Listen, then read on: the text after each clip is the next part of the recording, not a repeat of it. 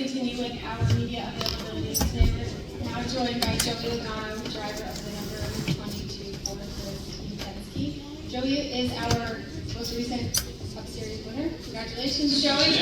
We'll go ahead and open it up for questions. If you have one, please raise your hand and we will get a mic over to you. We'll go ahead and start with Kelly and then go to Nate. Okay. Kelly, KindRacer.com. Joey, speaking of that win, because of how it came and the fuel mileage, have you ever had a victory questioned or talked about or theorized so much about how you pulled that off? Not really, actually. That's probably the most. Which, honestly, I would say the same thing if it wasn't me.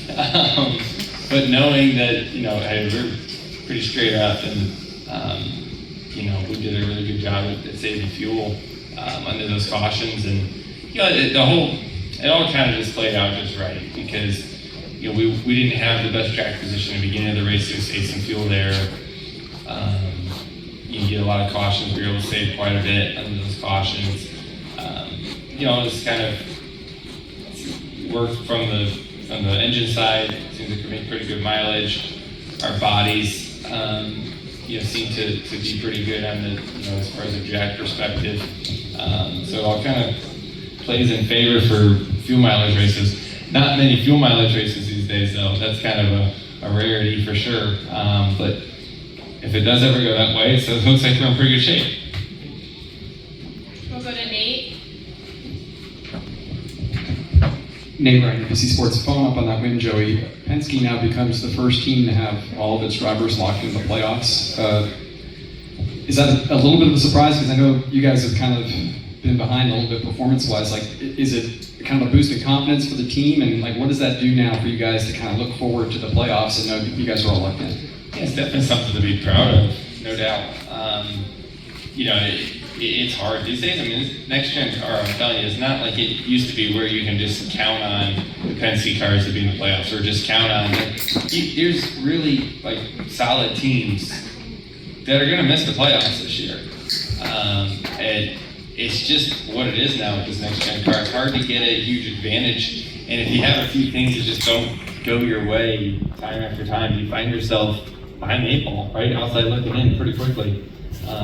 And so it's just it's different than it used to be, where those cars were, you can look at Hendrick, Gibbs, Penske and say, well, those cars are, on a bad day they finished 10th to 12th, on a bad day.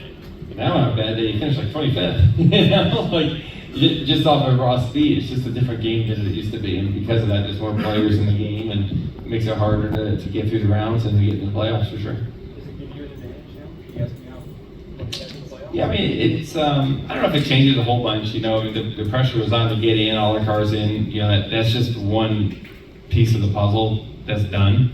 I think it lets you kind of recharge your batteries a little bit, instead of going into the playoffs with your tongue hanging out, you have a moment to look a little bit further forward than just the next race, right? It's the same thing as when you move on to the next round in the playoffs by a win, right? A couple races before the next cars do. You have the moment to okay, let me think about 2 weeks ahead instead of just this weekend. And I think that does give you an advantage. Considering the playoffs are still pretty far out, it doesn't really do a whole bunch for that yet, but I think directionally it's good, yeah. We'll go to Jordan, then to Zach. Jordan Bianchi, The Athletic. Streets and road courses, you guys use multiple spotters. So I was curious, how do you go about determining who's going to be your second and third spotter on a track like this? I let Coleman handle it.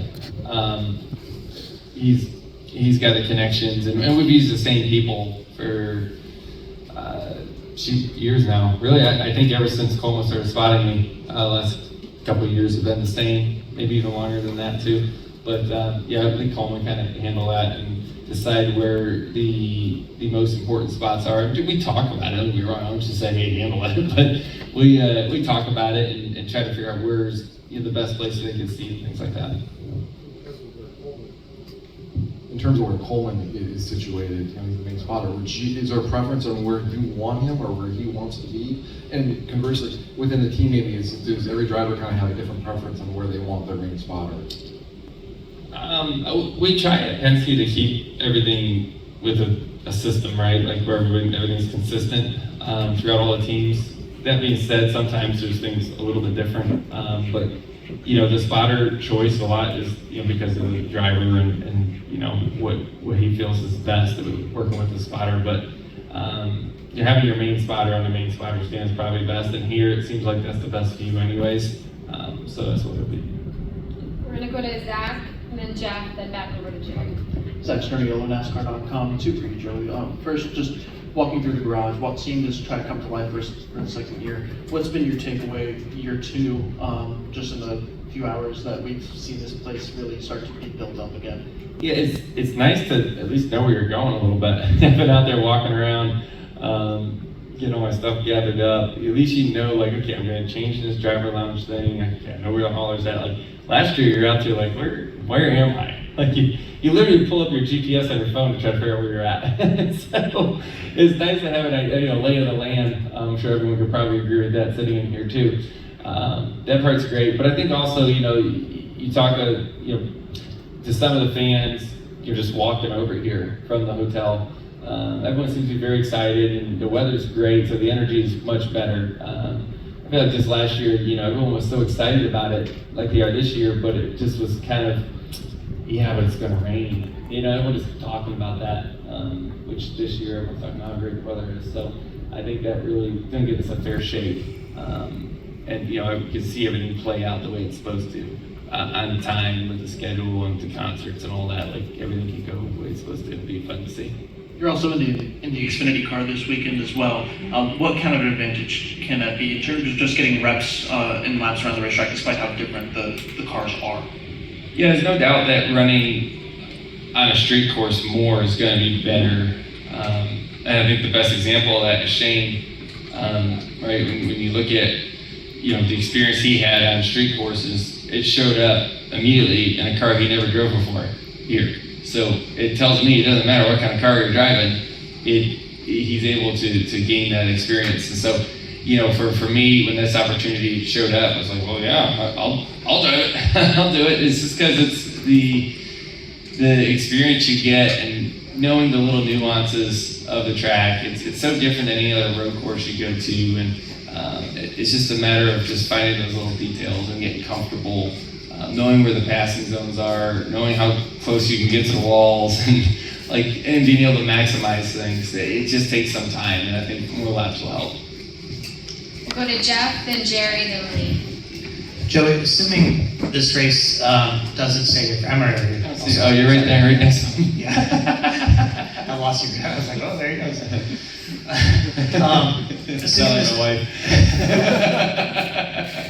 Assuming this race doesn't stay in this city forever, but maybe there's another street race in the future, 10 years from now. What are the elements that, as drivers, you guys like, that should be continued to be pursued going forward? I mean, whether, I don't know, the hotels, the access, the way the course is laid out, what are some things that come to mind in terms of this needs to always be part of NASCAR street racing?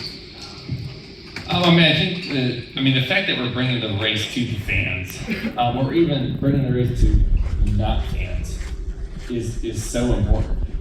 This is about growth, right? I mean, if you're a diehard NASCAR fan, you're going to go to a race, right? You're going to travel. You're going to do the whole experience. You're going to go, wherever your favorite track may be that you want to see the cars at, and do the whole night. Whereas here, if you're not a NASCAR fan, well, guess what? We're in your face. You're here. You're gonna like it. We're gonna make you like it, at least, or at least you're gonna have to see it. You can't get away from it. Whether it's the advertising through the city that you see just driving around here, which is great. Hearing the race cars, they're gonna hear the race cars all through the city, right? And these cars aren't quiet by no means. So you're gonna hear and go, what's going on, right? And curiosity is gonna get the best of everybody. They're gonna come over here and want to see what's going on.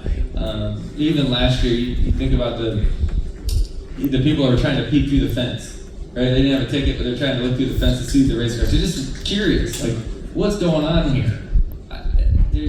What's bad about that? Nothing.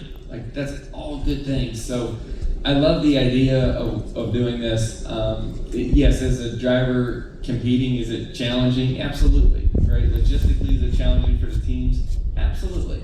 Is it worth it? Yes. Like, it's totally worth doing. You know, it seems like there's so many positives that comes out of our sport long term. We'll go to Jerry, then to Lee, then to Holly. Jerry from kickingcars.net. Asked you earlier, but are you ready for the race? Have you done like 10,000 laps in the sim? What is your warm up for this? Yeah, I've run some laps in the sim with both cars. Am I ready? I don't know. I'm as ready as I know how to be. I'm more ready than I was last year. I can tell you that much. But the whole field is. At least you have an idea of what you're up against and what it's going to be like. You know, the first few laps in practice last year was kind of sketchy, right? Because you're just like, I don't know, in the sim I braked here, but I mean, how good is the sim going to be? This is I'm on the streets of Chicago, like, I don't know. But yeah, I mean, you seem to figure it out fairly quickly. Now, at least like passing zones, and you know, you study your competitors and you kind of see where they were strong, where you were weak. You have like an idea of like things you want to make better to your car. It was actually stuff to talk about. Where last year it was just, I don't know, put in what you think is best, and we'll tune on it from there and hope it's pretty close. Now it seems like we have a little better direction. And also tomorrow morning, I don't know if you did it last year, but they're going to have the track walk. Are you going to participate in that before your race tomorrow and see what it's like, what the streets is? Yeah. I'll go out there tomorrow morning. I think it does a little bit. Just gets your wheels spinning a little bit, thinking about, you know, where you want to hit the brakes, kind of the markers, seeing it, like, okay, this is my point here, I can kind of see that. You know, where you think there's going to be some issues, you know, bumps or little things like that, which you're going to want to work on. Those things help. We'll go to Lee, then Holly, then Nicole, and then we'll hit the second and third row. Lee Spencer, Series 6, and ask for RavenCashMax.com. Paul Wolf said on the channel this week that he basically said to you, we've got to win to get into the playoffs, and that was with, what, I guess 18 races in the books, and I'm kind of curious, had that stuck in your head? I mean, you know, it's like everyone said that was a very unpredictable ending of that race, but, you know, when your crew chief is giving you that kind of directive, it's hard not to ignore it. Yeah, I don't know if we were completely 100% on the same page with each other on having to win to get in. Yes, is it way better to win to get in? Yeah, right? Like we can agree on that, but we weren't in a must-win, but we were definitely in a must-be-good scenario. We had to make up a lot of points because we were in the playoffs going into last weekend in Nashville. But all it would have taken is Zane to win. We finished second, right there. Right, and all of a sudden we're 40-something points out, probably, right? Something like that. So when you think about how quickly it can change, and then we would be saying, "Oh, we have to win." But at the moment, we weren't must win, but we couldn't have that happen. When you think about how weird Nashville was with all the overtimes, but then you look at the schedule coming up. You got Daytona, you got here, Chicago. Like you got some, Pocono can turn into sometimes an interesting scenario as well from a mileage standpoint. There's a lot of opportunities for somebody to win that you wouldn't expect, and that would change the game a lot. And if you weren't wearing that shirt and the hat, do you think you could kind of walk down the street incognito and just kind of take in everything that the city has to offer? I walk over here. I am a bit of a walking billboard, but it's I can kind of see some of it. I can't honestly tell you that I'm going to have enough time to explore the city. It's pretty much racetrack to hotel, maybe grab dinner. That'll be it for me. We'll go to Holly, and then Nicole, and then to Jen. Holly came with the NASCAR Wire Service.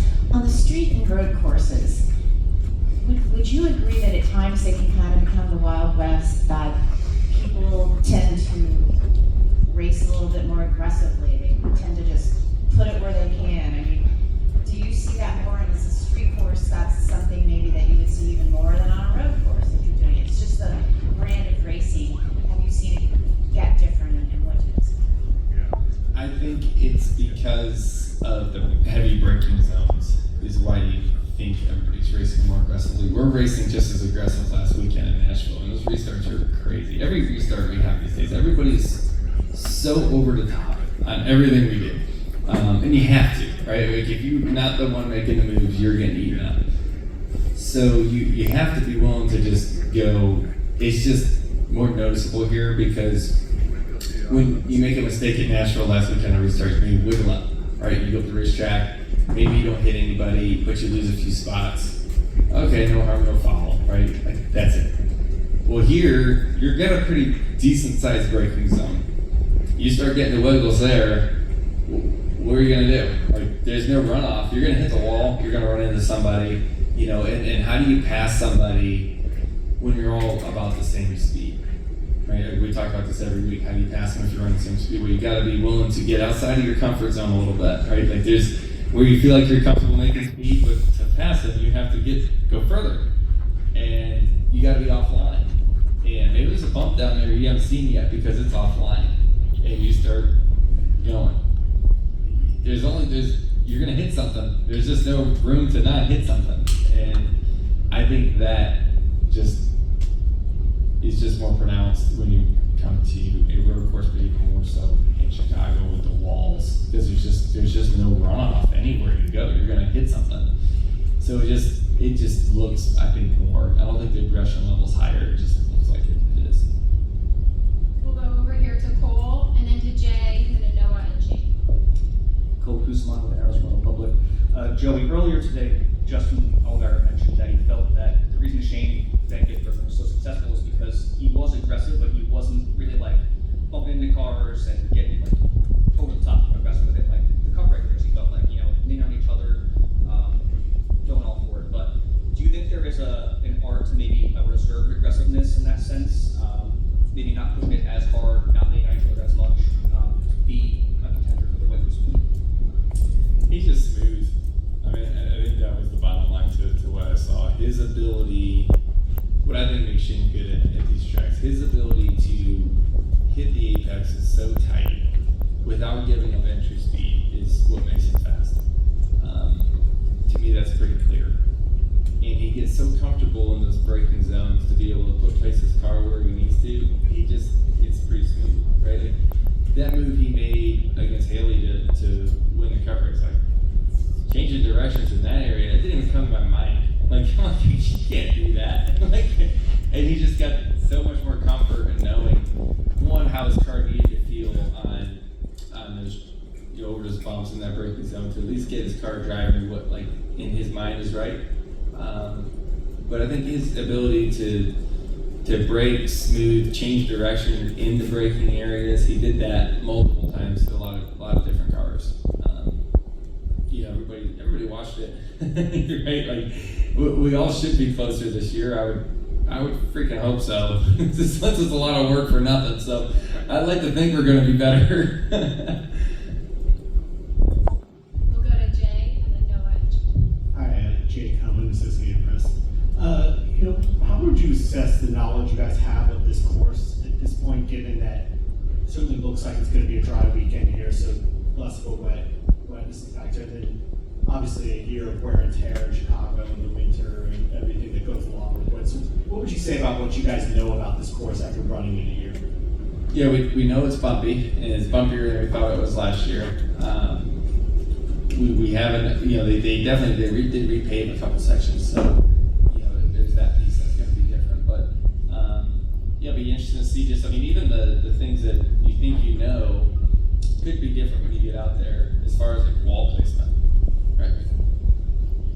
How do you know they set the apex is a corner at the same angle of the wall and all that? Like it could be different when you get there. I'm sure, like, I mean, these roads are used every day, right? Racetrack roads are not used very often, right? So you got a lot of heavy trucks and things, and I'm sure it doesn't get smoother over time. You know, I'm sure, like, you to your point, of winter, and you know, the pounding of what is the streets of Chicago is probably going to be bumpier than last year, but we'll have to see, right? Because like I said, like even you think of turn 9, 10, 11 around the I always call it the half moon area there. walls, the way they place them, would change a lot of how we get through there. So hopefully this we can see. We'll go to Noah and then we'll wrap with Shane. Noah Poser, Northwestern. You've built up a reputation of running well each time at a new track, notably winning in the inaugural Bristol Dirt and Gateway races, and then finishing in the top 10 here last year. What goes on in the lead up back at the shop that allows you to be so strong out of the gate at these places compared to your competitors? I get that question a lot, and I never have a good answer for you. Just outside of we try to think of it from an old school approach of just going off of history of tracks that we think may be similar and things I think we'll need. I think Paul and I both do a good job at adapting quickly. Seems like the first couple laps on the racetrack, most of the time I can adapt really quick to at least get us in the ballpark, and then you kind of fine tune, find a little bit here and there. But I think the first chunk of speed, usually we can figure it out fairly quickly. Go ahead and take our last question after. Joey, Samuel Stubbs, yardbarker.com. You mentioned you win that race at Nashville, you're locked into the playoffs, and it kind of seems like both years that you've won the championship in 2018 and 2022, you kind of flew under the radar, turned up the wick in the playoffs, and there you are holding that cup. So with that win, you probably haven't had exactly the season you've wanted, but you have that win, you're in the postseason field. Do you feel like you and Paul on this team that has that big game experience, that championship pedigree, do you think you can go out and be a legitimate contender once the postseason rolls around? Absolutely. Yeah, we always think we can win the championship. There's a lot of stepping stones things you have to do to get there, but you bring it up plenty of times that, as far as you think of 2018, and I've said it before, I remember having a conversation with my wife just saying, gosh, I hope we get through the first round of this playoffs, because that's how I felt we were from a speed perspective. Then all of a sudden it got better and we go on and win the whole thing. She reminds me all the time, you just remember what you said in 18. I'm like, okay, I got you. So it's, but she's right. You just got to stay around, right? The whole, you got to be in it to win it is so real with our playoffs. Are we seeded the best, going into the playoffs right now? No. Right, we don't have enough playoff points. The cards are stacked a little bit against us from that perspective.